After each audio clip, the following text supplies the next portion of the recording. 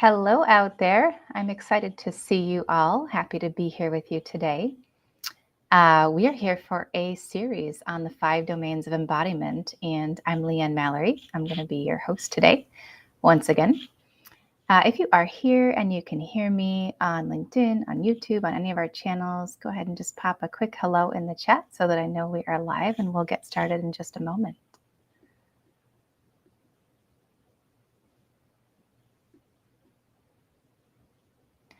And while we are waiting to begin,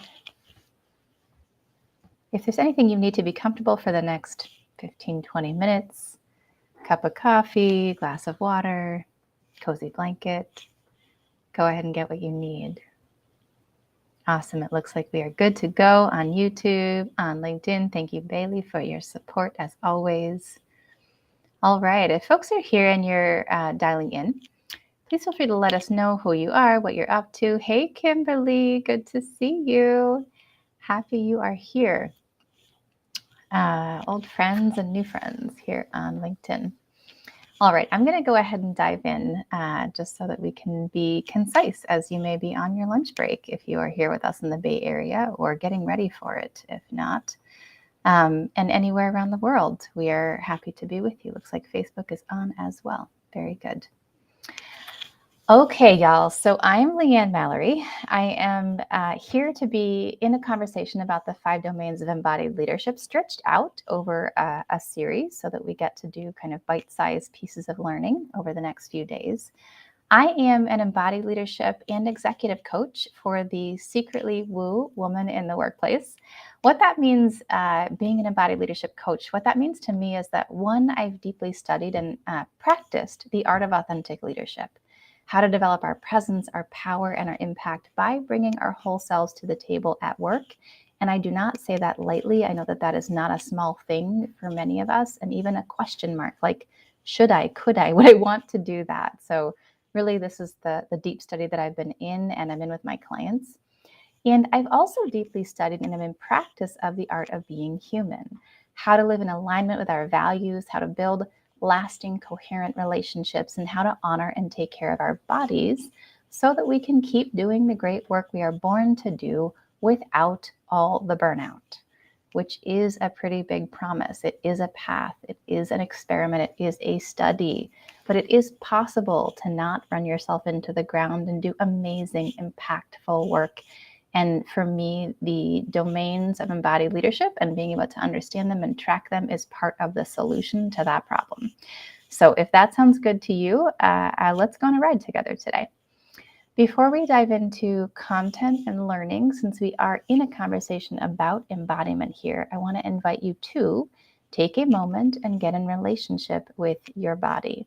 How do we do that? Many ways. For this moment, I invite you simply to turn your attention, turn your awareness to the feelings and sensations in your physical body, if you can, in whatever way you're able right now. So that might mean, if possible, letting go of your to-do list, the thing you have to do after this. Maybe stop even listening to my voice if you would like, and really just start tuning into what can you feel or sense right now. Could be, if you're sitting, you just start with the pressure of your butt on your chair. Maybe you feel your breath moving in and out of your nose or your mouth. Could be your lungs or your rib cage expanding and contracting as you breathe. That's a great place to start. And you might notice, for example, a place that you feel pressure or tension or even pain or a lightness or a kind of a pleasurable, positive sensation somewhere in your body. Letting yourself take note and see if you can hang there with your attention for a few seconds. Now I'm in practice of feeling. Just becoming aware. And if noticing inspires you to shift something in your body, go ahead and do that now. Not so much out of like a place of should or judgment. Oh, wow, I noticed I'm slouching. I should sit up tall. Not like that. But more from a place of, it would feel better if I breathe a little more deeply, or slowed something down, or leaned back a little bit, for example. Sometimes I notice that my legs are crossed 3 ways underneath the chair, and just uncrossing them changes everything. Great. Thank you for taking the time. And as we dive in, I want to affirm that we are here for good learning, that we are in our bodies, that we are alive, we're awake, we're present, and that whatever comes through today will be in the highest good and at service to all of us who are listening now and later. Thank you for taking that moment.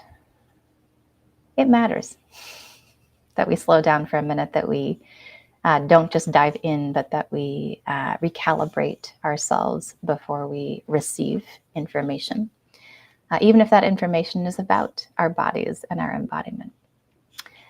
So this word embodiment, it's interesting. I would say right now, the word embodiment that was kind of like a big question mark for a long time, especially in the leadership domains, has started to get trendy, a bit like mindfulness did a couple of years back. And the thing about embodiment, which is awesome, but also tricky, and we can talk more about what it is in a moment, but just what's tricky about it is that the power of an embodied experience and the power of understanding or like feeling, wow, embodiment matters, can happen in an instant. I can slow down, pause, feel my body, take a breath. I can realize, for example, that just by tuning in, I'm more present than when I was not doing that. I could notice something in my posture, my presence from our recording last time, so yesterday's session. We talked about movement in the body and the way we are in our physical bodies as part of our embodiment, that I might notice something that entirely changes the game, and all it is it's like a 3-degree shift forward or back. That the power of this work can happen very quickly. Something can change very fast. We can learn something very fast. But on the flip side, getting fully embodied, really becoming a master at working with our embodiment for the sake of great leadership takes time. And the invitation through this session is to start to kind of get what the territory is, but also if you'd like to go deeper or learn more about this, there are many, many deep rabbit holes, including mine, the rabbit hole of Guts and Grace, and including many others, where you can do lifetimes really of learning on this topic. So over the next couple of days, I'm going to offer just a taste of this world by introducing you to the 5 domains of embodied leadership: movement, emotions, mindset, mission, and energy, so that you can start exploring your relationship with them back at work. If you missed session 1, there's a little more background on this topic in the first session, so feel free to go back and watch it later. It should still be live on all of our channels. And post this week, I'm also going to be offering a new masterclass, which we're calling Your Body, Your Partner, the only proven path to greater presence, purpose, and power without burnout. And again, I realize that's kind of a big promise. What I've found is that really getting to know, working with, being intentional about a relationship with my body and my own embodiment has been the only way to actually make it possible to go bigger without going down, if that makes sense. So that is really what we're going to talk about on our masterclass. We'll make sure that the URL to register is in the notes for this session. So please come and find us there next Thursday. And if you're watching later, we'll make sure there are updated links so you can find us there or somewhere else. Both of these offers, so this week and next week, are part of our Guts and Grace year-long program cohort launch. We have a couple entry points throughout the year. Now is one of them. And you can find out more about that by private messaging me or by signing up for a discovery call with our team if you would like to find out more, or you'd like to get the benefits of what we're doing in a longer training container, which we call Guts and Grace. You can see our application link here. Okay, so let's talk about the next domain. So in yesterday's session, I shared some examples of women using the tools of embodied leadership to evolve their resilience, their leadership, their impact. Because when you understand your embodiment, when you work with it instead of against it, or instead of it working on you or working with you, you have a lot more access to choice, and therefore you have a lot more access to both power and also aliveness, or we could say resilience. Today, I'm going to spend a little time on the second domain of embodied leadership, As a reminder, again, the domains are movement, emotions, mindset, mission, and energy, which I use the acronym MEME with an M squared on the second M when I teach them. And today we're going to focus on emotions, which is really like the chemical and the feeling part of embodied leadership. Now, it might surprise you that emotions are part of our embodiment, because aren't feelings just a thing that happen for a couple of seconds and then they go away, and like, how could that be related to my embodiment? But there's all kinds of ways actually that our emotions are part of the unique signature that makes it the totality of our living body in its wholeness, and therefore our full embodiment, and therefore our embodiment inside of our leadership. So let's talk about this for a moment. When we say emotions as part of my embodiment, what am I actually referring to? One thing I'm referring to is the range of emotion that I'm able to access. So given my experiences over the course of my lifetime, the habits and patterns that live in the tissues of my body and in the musculature, the infrastructure, and to our conversation last time, how I move through the world or how I hold myself, it enables or disenables certain emotions to be played out fully, or to be expressed. To be expressed in private, maybe, or to be expressed in public, and or both. So for example, what might that look like? You may yourself be like this, or you may know a person, for example, who is only able to really express positive emotions and kind of seems happy all the time and never cries. Or maybe someone who never gets angry. Or I can get mad, but only this mad, and it doesn't actually really fully play itself out, but I kind of have this like undercurrent of frustration and resentment and something brewing that's partly there because I actually have never been able to fully express or fully run that particular emotion. So it's like, am I able to, your range of emotion, am I able to experience, express, let run through all the different emotions that are possible for a human being? Or are certain ones kind of off the table, or are certain ones overplayed or really common? Very, very common, or like the ones that you run all the time. I can share, for example, that when I started doing this work, the sort of sad kind of bucket of emotions were really strong for me, and joy was really hard. And there's all kinds of reasons for that based on my upbringing. One of the reasons was that I received a lot of bullying, kind of like punishment from the peers and the people around me for anything celebratory, anything joyful, anything positive that I was experiencing. And it was easier in the context of that to let myself feel the hurt, like that would kind of work for the people around me, and almost I would get rewarded for that in certain ways, than to just be in my power and be happy. So like over time, that became a practiced set of emotions, or kind of range of emotion for me. There's a whole group of people out there, perhaps yourself included, a lot of folks that I coach where like the sad emotions or the grieving or the cry, like that stuff is just like entirely off the table. I'm not allowed to go there. So really different kind of shaping, different kind of embodiment. Another aspect of our emotions in this kind of bucket of our embodiment is, do you feel emotions at all? And if you feel them, how much do you feel them? So, for example, your embodiment, without talking about specific emotions, a reflection of the unique signature of your embodiment might be, yes, I feel them, and I feel them so much, and I feel them all the time, and I feel a lot of emotions, and that's actually kind of part of the signature of me, part of the embodied expression of me. Maybe that's healthy and helpful, or maybe it's not entirely, and some of it is kind of an old pattern that if healed or if worked with might look different. Could be on the flip side, for example, that generally I'm kind of numb.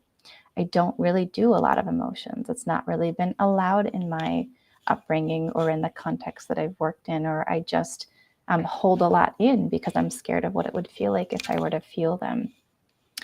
And so feeling, not feeling, being numb, having access to being able to sense emotions is also part of our embodiment. And then we might have, I kind of alluded to this earlier, but something a little bit more like regularly felt emotions, or kind of common moods. So it's like I'm always kind of in this mode, or here's an emotion that I go to really easily and quickly and frequently.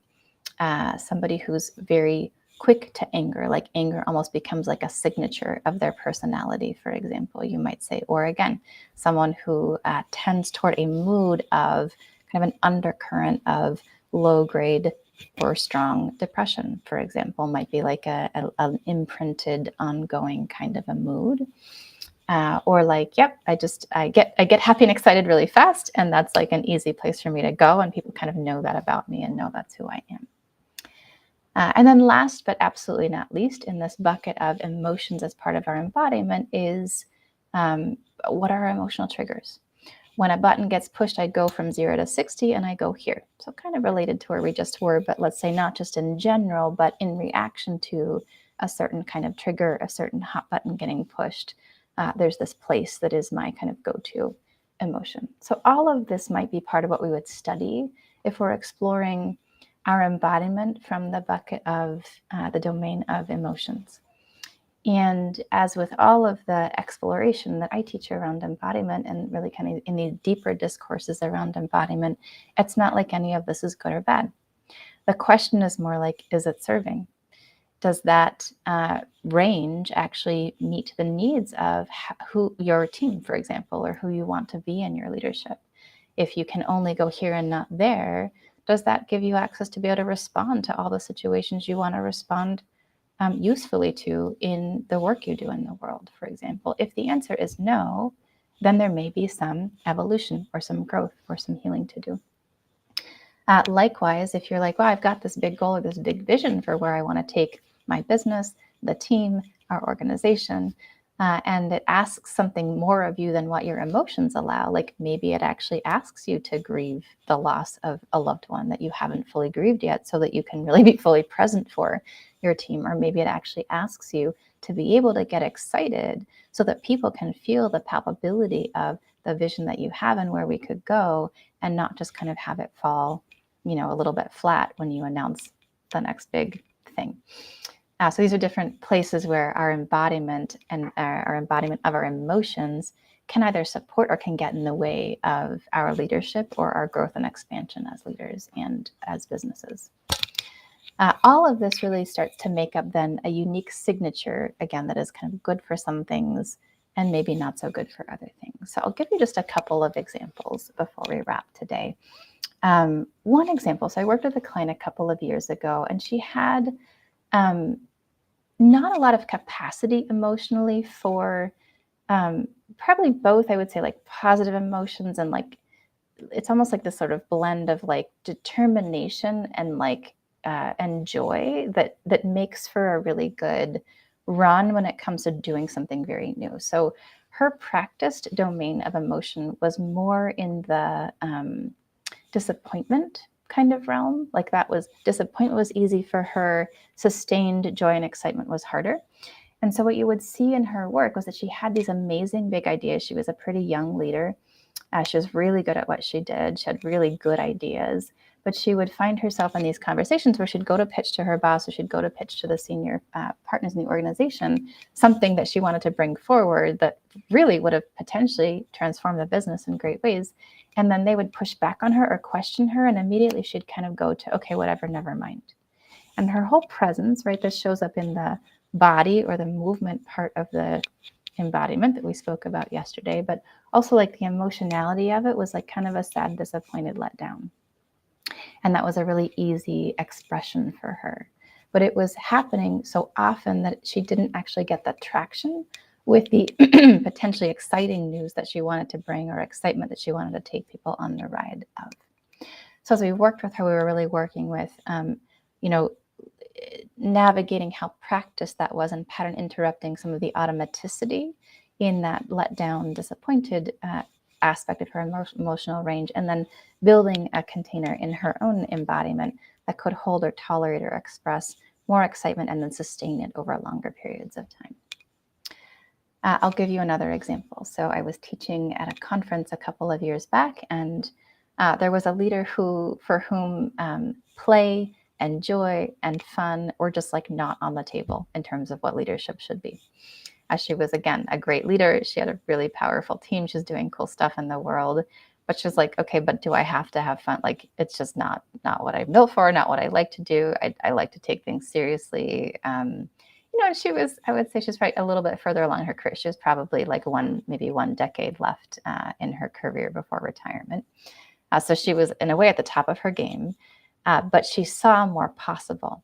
And we ended up having this conversation. We were doing a practice on feeling and tolerating the sensation of joy. And she was like, I just can't stand it. Like, I can't stand, why would I want to do this? And what we got into was a conversation about how the ceiling for her capacity as a senior leader for joy, for excitement, for celebration, for play would be the ceiling for her organization. Meaning, if she, as the senior leader, couldn't tolerate those emotions, she would unconsciously or consciously make moves to shut them down in herself, but then also that gets translated to her team. And so then what she needed was this energy coming forward to take them to the next place they wanted to go as a company, but it would get tamped. It would get kind of shut and closed. And that created a certain kind of ceiling on, we kind of unpacked it, right? It was creating a certain kind of ceiling on where her team could go. So for the sake of bigger moves, for the sake of innovation, for the sake of, kind of next level of impact, taking the lid off of your capacity for joy as a possibility. A third example, briefly, have worked with a couple of different leaders over time. One person I'm thinking of in particular, where she had been in the organization a long time, and through real experiences of discrimination, of getting missed, of getting pigeonholed, of having ideas, them not happening, someone else going and running with them getting promoted, like different things that happened there were real hardships, losses, suffering for her in her career. Ended up kind of running this. So it wasn't like this was her early life shaping. This was more like her throughout her career, later life shaping of this kind of sort of undercurrent of resentment, frustration, and anger. And it made total sense. It was an absolute match for the experiences that she had had. It also led to a scenario where when a new opportunity came, and actually like things had been opened for women in the workplace in her organization, more so than 10 years or 20 years before. But every time something new would be presented to her, that would be the first emotion that was palpable, right? And so she didn't actually create partnerships well, because new people who hadn't created that baggage that she was carrying were like, I don't know what chip you have on your shoulder, but it's hard to partner with you. It doesn't feel good. I'm not sure. It's like you're kind of out of time with what I'm really offering, and it's hard to play together. So she really worked on softening the edges of that, doing some of the deeper healing work and processing what needed to get processed about what she had suffered in the past, so that it wasn't just still being carried forward. And then being able to come into a situation emotionally neutral, so that she could actually listen to her own kind of gut instincts and read the situation, not from the past and from the emotional baggage, but from the current time need or the current time opportunity that was being offered. Her transformation was actually so stark over the course of 6 months that her boss, who was a male senior executive leader, came back and did our women's program the next year, because he was like, I don't know what got into her, but she's like a different human on the other side of this. And really all she was doing was navigating the deeper waters of pent up and sort of stuck emotion to find the real version of herself that was actually in her competence and in her excitement and in her kind of whole self-expression on the other side. So 3 different examples of how we might work with embodiment to enhance, to upgrade, to move forward in our leadership, and specifically this emotional component of our embodiment. Now, how do you actually do that?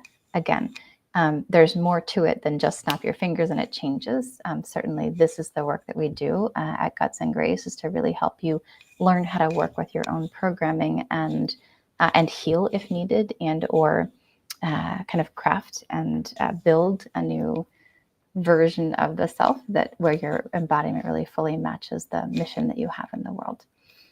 So anyway, this is a long path, but hopefully just giving you a taste of it can start to open some doors. And often I find if I teach these things, then it's like, oh, you're thinking about it, and you'll begin to notice things that are actually the keys to the kingdom that you're interested in getting into. So I'm going to give you some homework, because I like to do that, because embodied practice doesn't happen in the moment of listening. It actually happens in the moment where you take it back into your life. So your homework is to bring awareness over the next 24 hours to the emotions and moods that you can sense or feel in your body over the next day. With as much curiosity and compassion as you can muster, meaning really let yourself love yourself inside of this. Let it be let it be a practice. Let it be an experience that you're not judging, not even trying to change per se, but just learning about, owning, kind of sensing what's actually here. And take some notes. What is what is the emotional range that you seem to have access to? What is practiced and not practiced? What are there certain kind of signature moods or signature emotions and other things that are just off the table or have been up until now in the past for you? And if you want to answer this question, how does that seem to impact your leadership? What's working about it and what maybe not working as well about it right now? Awesome. So this is what I have for us for today.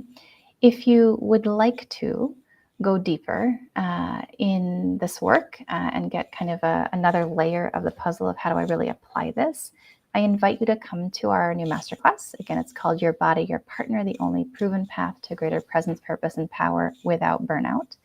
And we'll make sure that the link is quite long, so I'm not going to put it in the chat now, but we'll make sure it is in the show notes as soon as possible so that you can find it. Feel free also to go back and watch our session from yesterday and or join us tomorrow and the next day as we move through the other domains of embodiment to give you a more comprehensive picture of what we're talking about here. And of course, once again, if you have interest in a longer path or just finding out like how in a custom way could this work apply to me, we'll make sure there's also a link to apply for a Guts and Grace discovery call where we would get kind of one-on-one with you, with myself or one of my team members, and have a chat about how you could apply this back at work for yourself in a unique way. Okay, everyone, thank you for being here. Thanks for your attention, for your time. Thanks, Kimberly in particular, for being with us in the chat. And I look forward to seeing everyone again tomorrow. Have a great rest of your day and take good care.